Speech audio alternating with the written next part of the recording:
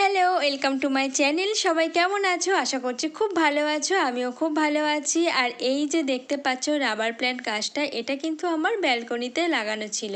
তো আমি ভেবেছিলাম একটা ভালো সুন্দর দেখতে একটা টব নিয়ে এসে এই গাছটি আমি আমার ঘরে রাখবো।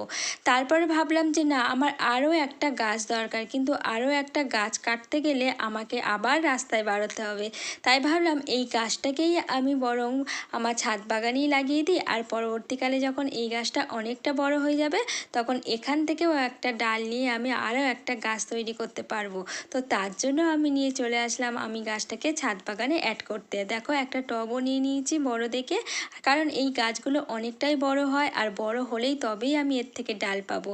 তো যাই হোক, এর আগে আমি একটু মাটি তৈরি করে নিয়েছিলাম, বাগানে ঝুরঝুরে মাটি, গোবর সার আর কিছু ভার্মি কম্পোস্ট মিশিয়ে নিয়েছিলাম। আর এরপরে দেখো গাছটি বসানো হয়ে গেল, জল দিয়ে আমি ছাদেই রেখে দেবো। আজ তবে চলি, সবাইকে টাটা।